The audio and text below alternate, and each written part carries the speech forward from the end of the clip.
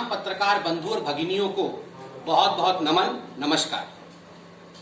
आप जानते हैं चुनाव का माहौल बन रहा है पूरे देश में, और उसी बीच जिस प्रकार कल हिंदुस्तान ने भारत के प्रधान सेवक, पूरे विश्व के यशस्वी नेता माननीय नरेंद्र मोदी जी का जन्मदिन मनाया, सेवा सप्ताह के रूप में भारतीय जनता पार्टी के यशस्वी राष्ट्रीय अध्यक्ष जेपी नड्डा जी ने प्रेस कॉन्फ्रेंस किया।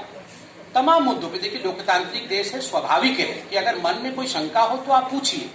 उन्हीं सभी शंकाओं का निवारण माननीय जेपी नड्डा जी ने स्पष्टतः किया, और किस प्रकार इन्हीं बिलों को लेकर, जो बिल अभी पारित हुए, 3 बिल जो पारित हुए हैं लोकसभा में, इन्हीं बिलों का डिमांड कांग्रेस ने अपने 2019 के घोषणा पत्र में किया था कि हम आएंगे तो एपीएमसी एक्ट हटा देंगे, हम आएंगे तो वही सब करेंगे जो हमने किया है। उसके बाद उस पर राजनीति करना उचित नहीं है। और कल प्रधानमंत्री जी ने भी ट्वीट किया है, एमएसपी के साथ कोई छेड़खानी नहीं, एपीएमसी है, उसके बावजूद अगर किसी के मन में शंका है तो प्रश्न पूछा है, जवाब दें। पेट्रोलियम और प्राकृतिक गैस विकास संबंधित, खास करके बरौनी में स्थित जो रिफाइनरी है उसके विस्तार को लेकर जगदीशपुर हल्दिया पाइपलाइन बिछाने पर मोदी जी ने खास करके जोर दिया है। पटना में एलपीजी का जो संयंत्र है उसकी क्षमता को बढ़ाया गया है, और मुजफ्फरपुर में एलपीजी प्लांट का निर्माण, यह विषय रखा गया है। आधारभूत संचार का विस्तार करने के लिए, जिसमें कि व्यावसायिक विस्तार, व्यापार का विस्तार और आवागमन का विस्तार, आपकी कनेक्टिविटी के लिए एक विशेष पैकेज दिया गया है। वो 54,713 करोड़ का है, जिसमें 27,000 से अधिक जो किलोमीटर की सड़कें बिहार में राजमार्गों का निर्माण हुआ है। ग्रामीण सड़क योजना के तहत बिहार में लगभग 22,500 किलोमीटर लंबी सड़कें बनाई गई है। यह अपने आप में एक बहुत बड़ी अचीवमेंट है।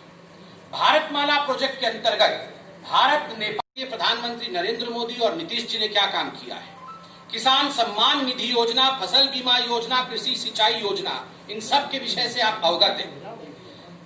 अगर बिहार के किसानों के बारे में बात की जाए तो लगभग 72 लाख किसानों को जिस प्रकार से 6,000 रुपए प्रति वर्ष किसान सम्मान निधि योजना के माध्यम से उनके खाते पर पहुंचा है, यह अपने आप में एक बहुत बड़ी योजना है, यह अपने आप में एक बहुत बड़ी अचीवमेंट है।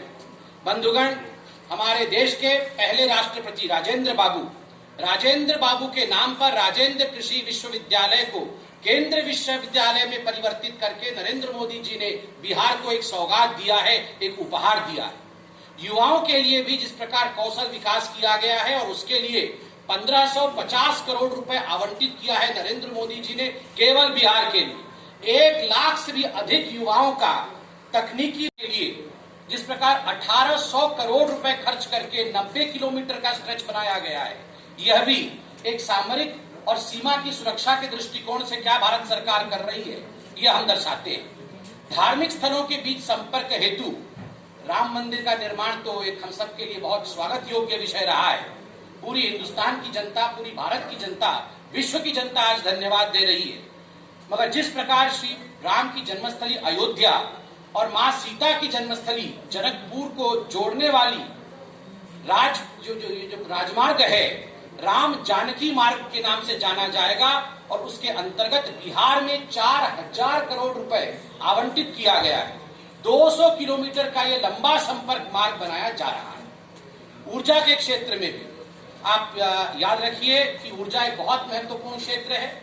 बक्सर में 10,000 करोड़ रुपए की लागत से, उसी उपक्रम में चूंकि बिहार में चुनाव भी है, 70 स्थानों पर, क्योंकि 17वां जन्मदिन है, 70 प्रेस वार्ता के माध्यम से बिहार की भूमि, जिसके साथ प्रधानमंत्री नरेंद्र मोदी जी का एक खास लगाव है, और जिस प्रकार थोड़ी मिनटों के पश्चात, मेरे ख्याल से आधे घंटे के पश्चात हम प्रधानमंत्री को टीवी में भी देखेंगे, वो आज एक